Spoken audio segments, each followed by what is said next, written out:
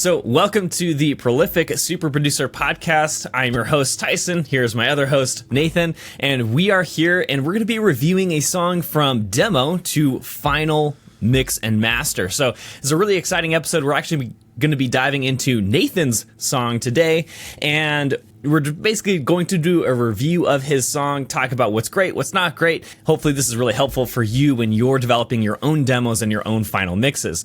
We're going to be diving into Nathan's song. So right now we're going to be playing the demo for you, and then we'll give our thoughts on the demo version of this song. And then after we review the demo, then we're going to be listening to the final song. I personally have never heard this song before, so it'll be really exciting to listen to it and see what Nathan came up with here. Dude, is it weird that I want to say like what every songwriter wants to say? It's just a demo. It just, like when you're prefacing, you're about to hit play for somebody. It's just a demo. I still got stuff to flesh out. Like, even though I finished it, I still want to say that. Like, Tyson, it's just the demo, bro. AKA, don't judge too harshly, please. I'm not pulling any punches. We're gonna be. Yeah, I know. That's the whole point of this. Yep. Yeah, we're gonna be digging into this thing. We're gonna be going for it, y'all.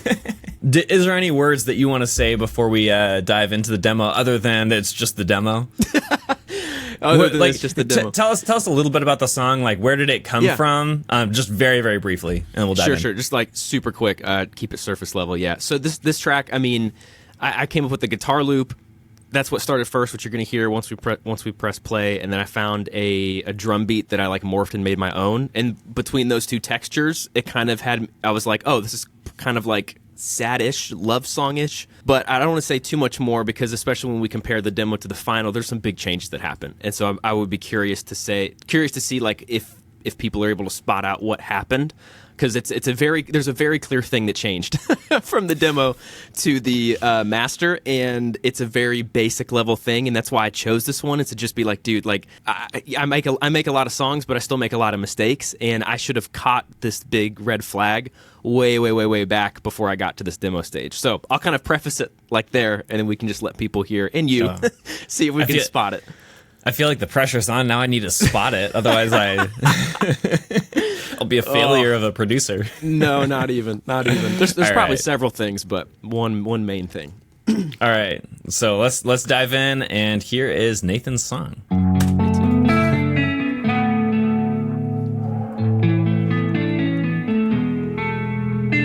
Trying to feel the sun, man, trying to feel the ways you do. And up until this day, everything around is something I can tell for you. It's never gonna change. And outside with the street lights in the same place, they're talking about the things that you said in their place. I've been wondering about the things that you won't say blame. Hey, and it's falling down, everything that all these down. You take it all this time for you, yeah. Oh. There she blows. There she blows, ladies and gentlemen. That's cool. That's a cool song. All right. I'm going to share my initial thoughts before you ruin them for me, because you already know, you're way too close to this song. I'm too close, man. I got demo-itis over here. Yeah, so I mean, I guess first of all, like, it's a cool song. It's a very cool vibe. Like, on initial, like, my gut reaction though is like, it doesn't change enough over time. Like, it's the same exact loop all the way through, and the same drums, right, all the way through. And so, like, the drums come in and out, but ultimately, like, I would want way more elements added. Not like, I guess I shouldn't say way more. I should say a few more elements added to, like, evolve the song a little bit more over time. Differentiate things, yeah. Yeah. Granted, it's still a demo. Like, you get the idea, the concept of the song. So in my mind, it's a good demo in terms of it communicates exactly what your intention for the song was. So in that regard, spot on. A+ effort and execution on that and last side. Another thing that I was like thinking of as you're going through the song is like your vocals are always right here. And like there's not really very much range, like you're not showing off your voice at all. And so it's like it sounds good, And I don't think that it's a necessity to change that, but especially like if you have a song that's just like flatlined all the way across in terms of like pitch and just like, you know, where you're singing in your voice, then I would add a lot more vocal elements to be able to accentuate that. Obviously, like I'm trying to think of like what the final production will sound like based on the demo, and that's one thing that I would like definitely focus on would be to add some more harmonies, some more vocal elements to basically, even if you keep the melody exactly the same, it's going to change over time. I love that tip. That's really good. And because you don't necessarily have to retrack a whole or whatever. If you want to keep your vocals the same, there's other things you could do to like differentiate it. I love that. That's really good. Yeah, 100%. Yeah, you don't need to change your vocal melody if it's like that. If you like the way it is, just add stuff to it to make it more dynamic. And that's the key, right? Because we're always like wanting this like, you know, tension and release and dynamic changes. Like all of that stuff really plays into a good demo or a good final song rather from a demo. And so you always want to be thinking about how to create more of that in your song. So and then the last thing is like the biggest thing is just looking at the waveform, because I can see the final mix too. I can't listen to it. I didn't listen to it, but I'm like, I can see it. I'm like, there's electric guitars added to the chorus. Like, there has to be. This is the mixing mastering engineer coming out, looking at the waveforms. Dude, I love that. I'm like, it's way too thick. It's way too crunchy. Like, there's some electric guitars there. That or they put like an organ with like some overdrive on it. Dude, oh my goodness. Just you wait.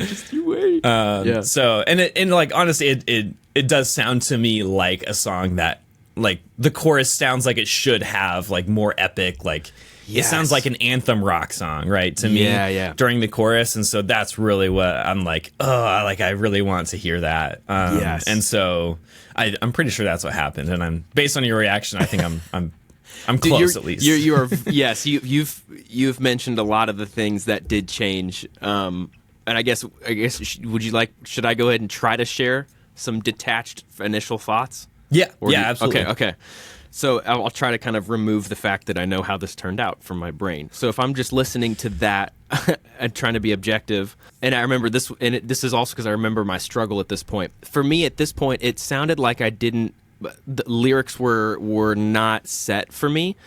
It sounded like I hadn't quite cracked the concept. I hadn't quite cracked the concept yet. So if you're listening to the story and to the lyrics, there's a lot of, and maybe I won't say too much more in this because then you'll see what happens. But there's a lot of language of like war and battle and taking captive. The walls my walls you'd always climb. There's a lot of language in there. But it felt a little disconnected. So that was probably the biggest objective thing I could say at this point, because I remember feeling it as like, okay, there's some cool words in there. I feel like the concept in there, I just haven't identified it yet and actually used that concept to identify or to inform what's happening in the verses and stuff like that. So I'll kind of stop talking there because I think you'll get the shift. Tyson's nailing it with all the stuff, and then there's a big change that happens with the overall concept, which is huge. All right, so if you're listening to this podcast, then you're probably already producing and mixing your own music. And if you're unable to get that professional sheen or quality or vibe for your songs, then I want to let you in on a little secret. Most mixers are trying to compensate their lack of professional mixes by getting more plugins, by using more advanced tips or tricks or techniques in their mixes, or relying on buying more professional gear in order to compensate for their lack of quality mixes. But in reality, most mixers' core problem is actually mixing subjectively or approaching mixing from just a creative mindset entirely. Obviously, mixing is still a somewhat of a creative skill. It's actually far more objective than most people realize. Because if we think about it, everyone agrees on what a professional mix actually is. If that weren't the case, then it would be an entirely subjective field. But in reality, mixing is actually incredibly objective because everyone agrees on what a pro song sounds like. And so mixing objectively can actually help you avoid being your own worst enemy inside of your mixes and ultimately allow you to just check all of the boxes that a professional mix should check, and then your mix will sound objectively professional. And so if you're mixing your own music and you're motivated to actually learn the objective skill of mixing, and if you want to ensure that your music sounds pro, then I would love to help you out by teaching you the 5 objective standards that everybody is judging your mix by, and how you can use objective mixing to solve those 5 problems inside of your mix, and then also how to do all of that in under 3 hours per song without pro gear, premium plugins, or utilizing templates or presets. So if this is something that piques your interest, then go to theobjectivemix.com to order my brand new book, The Objective Mix. This will teach you how to mix objectively professional mixes every single time you sit down to mix. This provides you with my entire mixing workflow, along with all of the breakthrough lessons that I've learned in the last 16 years of mixing music. So if that is interesting to you at all, then again, go to theobjectivemix.com or click the link right below this video. Can't wait to see you on the inside. So with that, let's get back to the podcast. All right, so let's dive into the final song now, and then I'm also going to be thinking about like the mix and master as well in this iteration. So pumped to hear that. This will be exciting. All right, let's hit play.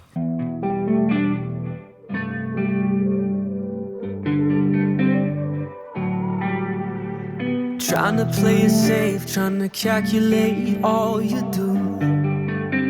And up until today, yeah, I saw you coming. Never thought you'd break through like a pawn in your plan. Struck down, got my hands tied, pleading my case. Surrounded by the things that I said and can't change. There's no escaping now, no confession will save. You've taken me captive evermore. You've taken me, taken me, taken me, taken me captive.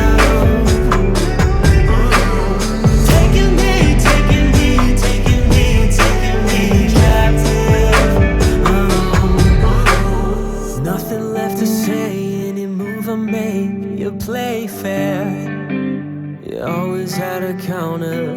The walls are built, you'd always climb. There's not a fortress in the world that could survive. I struck down, got my hands tied, pleading my case. Surrounded by the things that I said and can't change. There's no escaping now, no confession will save. You've taken me captive evermore. You've taken me, taken me, taken me, taken me captive. Taken me, taken me, taken me, taken me captive.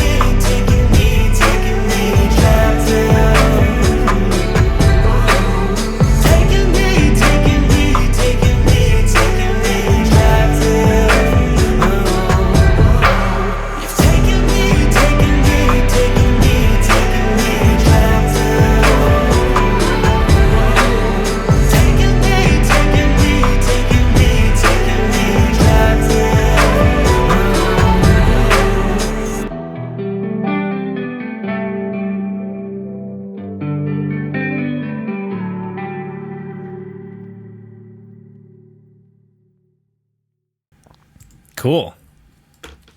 I like it. There it is. There it is. What happened there?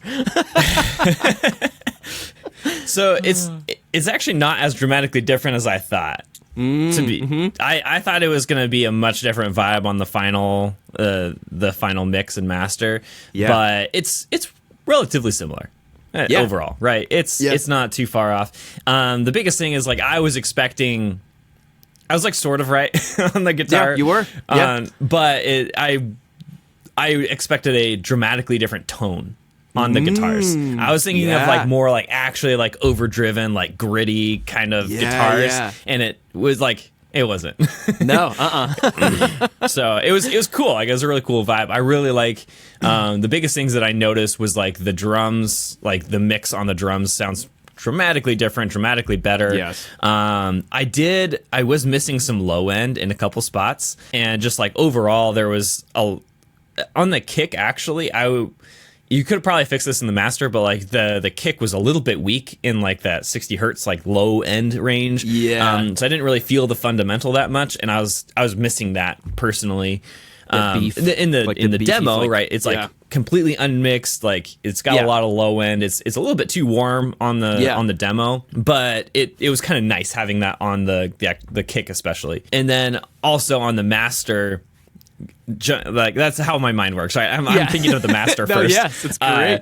And then I'm also missing a lot of top end, so not a lot, but I would say missing on the ultra top end, right? And that's very, very common. I don't know like when you actually did this song, but most people who are like haven't really dove into mastering specifically, like they almost always miss this aspect of masters almost always have a lot of like ultra top end added to them. A really cool trick if you are in your session, go into on your master bus or mix bus if you're in the mix, go ahead and add an EQ and then make the frequency all the way to the top of your EQ, and then adjust the Q value to actually get like a nice little slope there, because that is actually what the actual curve that most mastering engineers will add to your song, because you want basically like an overemphasis of the ultra highs, and then it'll like slowly dip down to back like the 10 kilohertz range or so, where all of your stuff is actually living, because there's generally just a lack of that stuff. That's what a lot of people refer to as like the polish, because it's like it's like crispy. It's like it's bringing out like really fine details and definition of the song. And so I was just noticing there was a lack of that in yours. Like it didn't sound bad by any means. It sounds good. To your ears, you can hear that. It sounds professional, but yeah, it's like missing that last couple percentage. How many dB do you usually bump that? Depending on the song, a lot. Okay. Because I've gone up, and I've done like 10 decibels. Really? Okay. Yeah. Mm-hmm. Yeah. So it's just like song dependent, if what it needs. Oh yeah. Yeah. Entirely song dependent. And that's the one thing I also noticed that a lot of AI mastering services miss. Like they get the loudness right. Yeah. Well, some of them do. Sure. The better ones get the loudness right. Yeah. And then they get the mid range usually pretty good. For the higher quality AI masters, but they almost always screw up the top and bottom end. Interesting. Somehow. Yeah. And so that's in at least my experience how it's always kind of been for AI. And anyway, so those are the things that I noticed on the master. On the mix side of things, your vocals sounded a little bit forward and harsh to me comparatively to the demo. The demo obviously was a little too warm, but I think you just like went a little bit too far in that direction. I think your vocal mix would have worked really well had you had a much thicker mix. So like on the chorus it sounded really good the way that you had it, but the verses sound a little bit too forward. So I would have probably done a separate vocal mix for the verses versus the chorus. Makes a lot of sense. And then the verses specifically like bump up some of that like 100 hertz range in your vocal. It sounded like you high passed it a little bit too far. Gotcha. And a lot of like even in really thick mixes, sometimes you'll benefit from kind of bumping up that like between 1 and 200 hertz in the bottom end of your vocal to help support it if it's feeling a little bit empty. And yours sounded like it was a little bit 2K heavy and not heavy enough on the low end. And I could have probably used a little bit more of like the top end too. But I mean, like that's also depends. No, just on the vocal. Yeah. Yeah. Throughout the whole song, but just on the vocal, specifically. Yeah. And that could have been fixed by the master too. Like, okay, that's what I was going to ask. Is that like how much can you get in there and kind of adjust on just the mastering side of things? Like you mentioned, like the low end, you were like, I was kind of missing some of that. Can you and ideally that would be from the kick in the mix, right? But is that something you can do? Can you infuse that in the master? to a Yeah, degree? yeah. So those specific issues are pretty easy because the low end, if it's a good mix, and this is a good mix, Sure. I would consider, Okay. right? The kick is isolated relatively in the mix, so it's like there's not as much living in that 60 hertz range, right, at that very ultra low end, or sub bass or whatever. Yeah. So at that range, like I could boost 60 hertz specifically, and I know that that's going to bring out the kick and maybe like a little bit of the bass, but that's it. Like there's not really anything else down there to be boosted. Okay. And so one of my tricks, if you want an overemphasis on the low end without actually like overcooking the low end in your master, is to boost the fundamental of the kick, and then I generally do a cut right above it, or I find an area where there's actually not that much living in the master, and then I'll actually do like a up to like 3 decibel cut above that somewhere where there's kind of an empty space, because what it does, and this is a really like ninja hack for all of you like advanced mixing and mastering folks out there. So a super advanced hack is if you want to emphasize a certain frequency range and you cut above and below that frequency range is going to be emphasized even if you didn't boost it. Oh, whoa.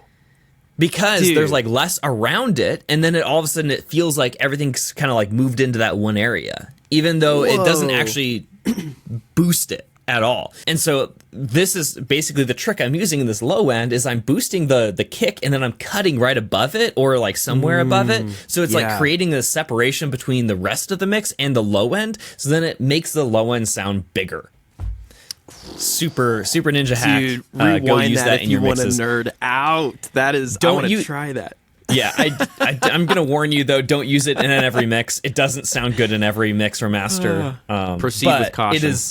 It is a nice one. I usually use it on hip-hop and pop.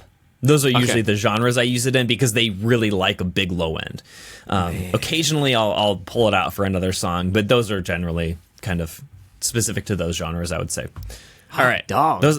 Those are my thoughts. This is probably what I would have changed in the song. I wasn't really paying attention. I noticed the lyrics changed, and I noticed like the story changed, but I didn't really have a chance. I'd have to listen to it a couple more times to like really pick up on the lyrical content because I'm like so focused on other stuff. Which is good. Yeah. Okay. Well, I can speak to that side of things for sure, because that was my big issue with this track. So if you were listening, right, what happened was the big unlock was I actually got my concept. And if you've been tuning into any of our episodes, I'm sure you've at least heard us mention like 5 times maybe already, like how important the concept is. And you need to, like, if you're production needs to kind of get out of the way of the story, so to speak, is kind of how we phrase that.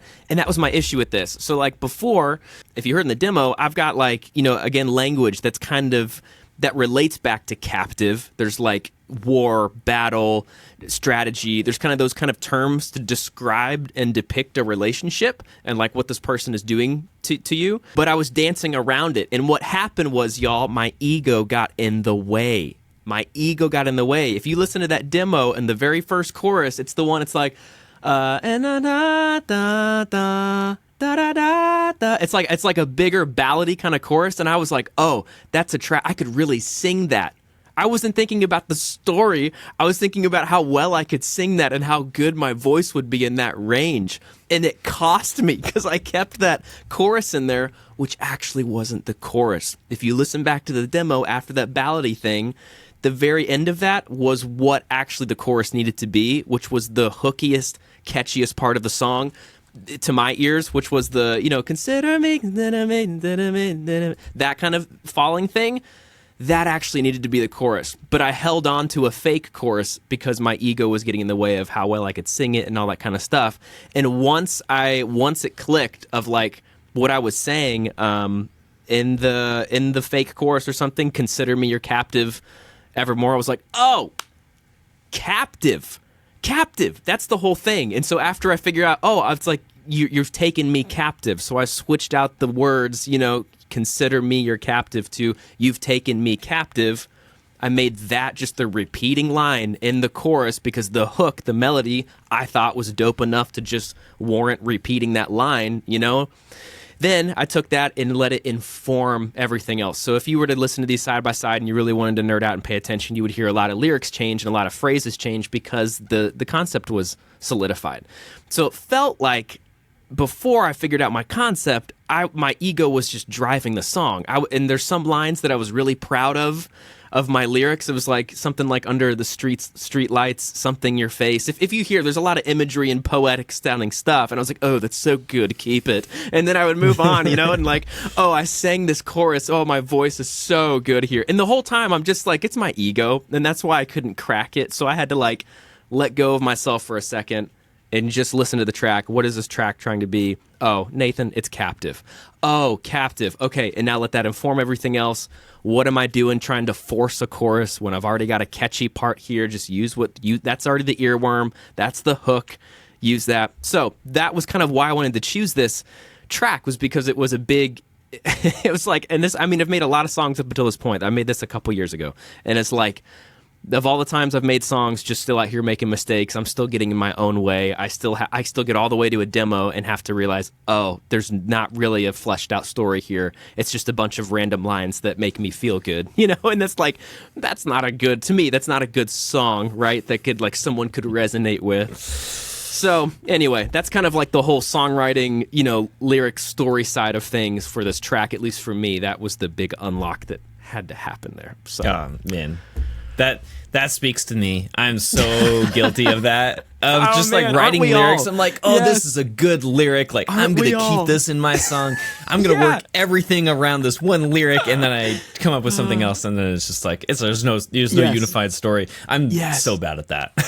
So, dude, it's a common thing. I was like a little convicted right there. Just like, oh man, he's right. Dude. I need to be better.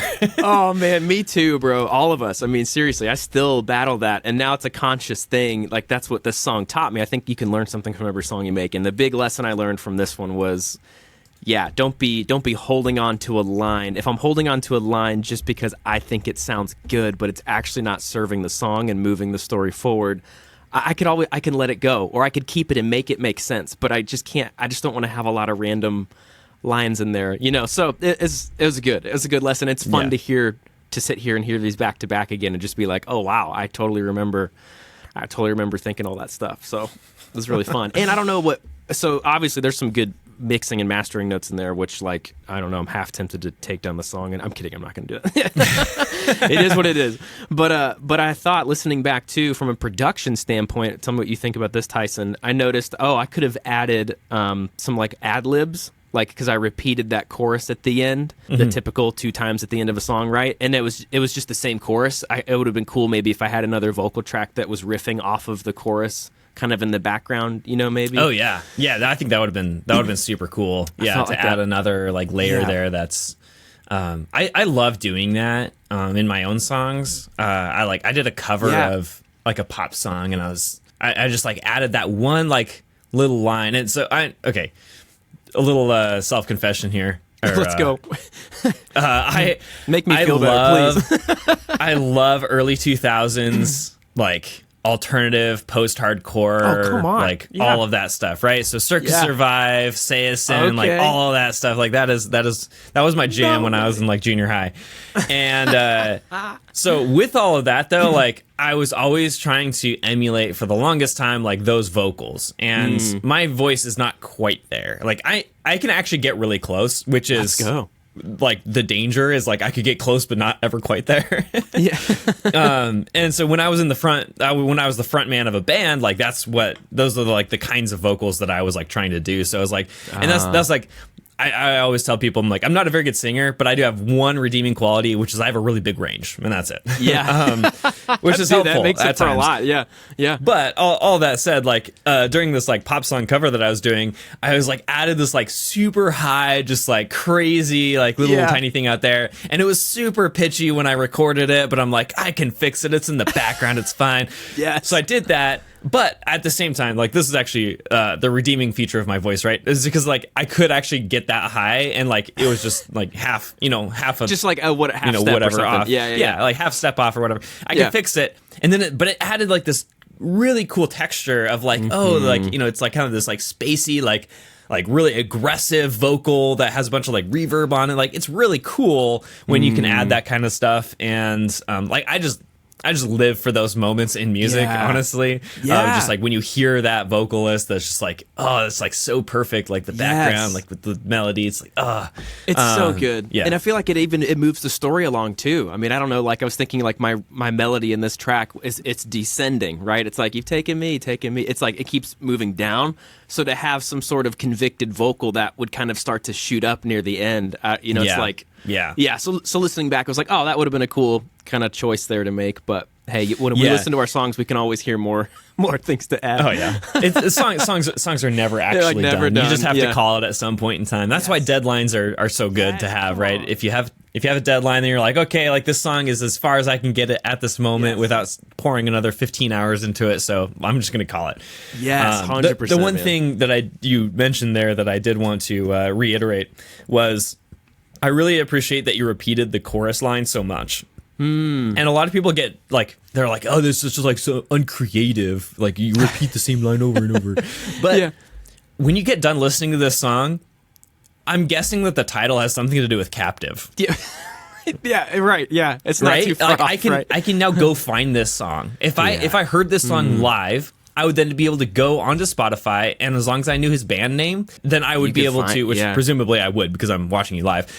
But then I would be able to find this song. And so that, to me, is a really good, just marketable quality for a song, is to like be able to listen to it once, be able to somewhat at least guess what the song title is, and be able to find it really easily.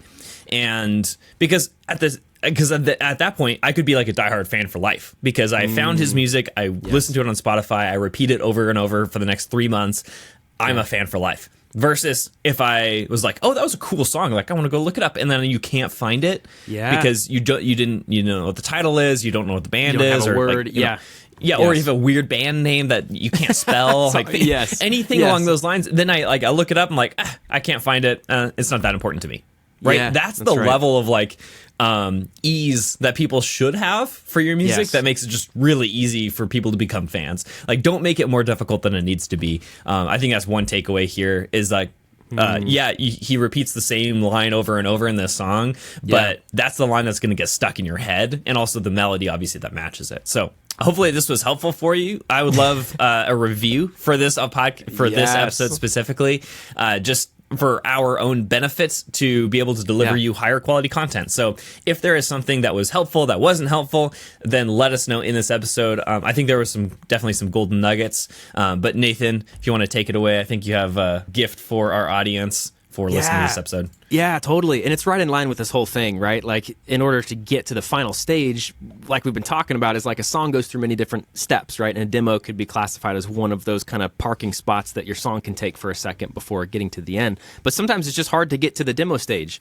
and like you're just making music. And that was totally me. And part of my big issue, and actually kind of a funny little, like, quick little nugget about this song, this is one of the songs that I made when I was fed up with procrastinating and fed up with the number of demos and sketches I had on my hard drive versus the number of songs that are out there streaming and being shared and like showing to people and getting to press play in front of someone, right? Like I wasn't doing that nearly as much as I wanted to, and so this song was one of the songs that I made in a week. I was so fed up that I was like, hey, I'm just going to make an album like a week by week basis. So I did 14 weeks and made a song a week. This was one of those songs. And so what I did after doing that, making an album 14 weeks, is I packaged up, hey, my workflow that I did, because I changed things. I had to change just about everything about how I showed up to make a song, to like make it through to the end, to actually finish things instead of just starting things. And I put it in a free guide because I was like, man, if I struggle with this, other people have got to struggle with this. So if you go to finishsongsguide.com, very innovative title, but hey, that's what this thing's gonna do,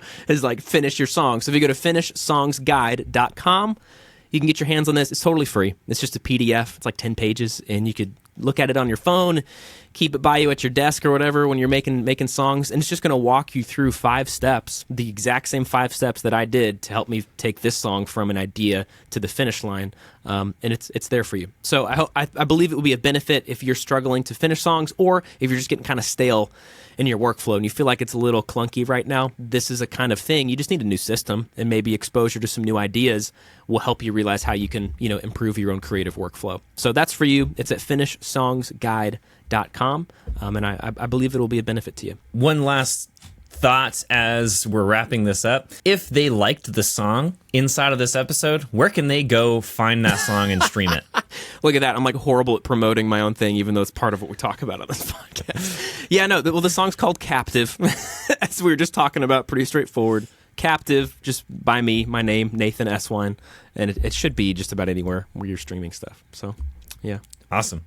Yeah, Thanks, go check out that song because I'm going to. It's a good song. I'm gonna go add that to my playlist and I'm gonna listen to that when I'm just trying to chill. Thanks for watching. Again, if you want to leave us a review, go ahead and do that because that is both helpful for us to get your feedback on what we're doing and not doing very well, and then also if you have any ideas for future episodes, we would love to get your feedback on that to really serve you the best way possible. So with that, thanks for watching, thanks for listening, and we will see you next time.